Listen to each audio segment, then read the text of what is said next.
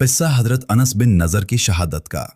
हजरत अनस बिन नज़र एक सहाबी थे जो बदर की लड़ाई में शरीक नहीं हो सके थे। उनको इस चीज का सदमा था, उस पर अपने नफ्स को मुलामत करते थे कि इस्लाम की पहली अजीमुशान लड़ाई और तो उसमें शरीक ना हो सका।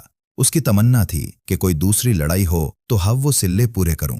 इत्तेफाक से उहद की लड़ाई पेश आ गई जिसमें ये बड़ी बहादुरी और दलेरी से शरीक हुए। उहद की लड़ाई में अव्वल तो मुसलमानों को फतह हुई, मगर आखिर में एक गलती की वजह से मुसलमानों को शिकस्त हुई। वो गलती ये थी कि हुजूर अकराम सल्लल्लाहु अलैहि वसल्लम ने कुछ आदमियों को एक खास जगह मुकर्रर फरमाया था कि तुम लोग इतने में ना कहूं उस जगह से ना हटना, कि वहां से दुश्मन के हमला करने का अंदेशा था। जब मुसलमानों को शुरू में फतह हुई तो काफिरों को भागुता हुआ दियक कर ये लोग भी अपनी जगह से ये समझकर हट गए कि अब जंग खत्म हो चुकी, इसलिए भागते हुए काफिरों का पीछा किया जाए और गनीमत का माल हासिल किया जाए। उस जमात के सरदार ने मना भी किया कि हुजूर सल्लल्लाहु अलैहि वसल्लम की ममानत थी, तुम यहां से ना हटो, मगर उन लोगों ने ये समझकर कि हुजूर सल्लल्लाहु अलैहि वसल्लम का इरशाद सिर्फ लड़ाई के वक्त के वास्ते था, वहां से हटकर मैदान में पहुंच गए। भागते हुए काफिरों ने उस जगह को खाली देखकर उस तरफ से आकर हमला कर दिया। मुसलमान बेफिक्र थे, उस अचानक बेखबरी के हमला से मगलूब हो गए और दोनों तरफ से काफिरों के बीच में आ गए, जिसकी वजह से इधर उधर परेशान भाग रहे थे।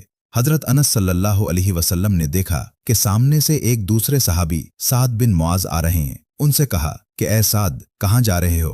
खुदा की कसम, जन्नत की खुशबू उहद के पहाड़ से आ रही है।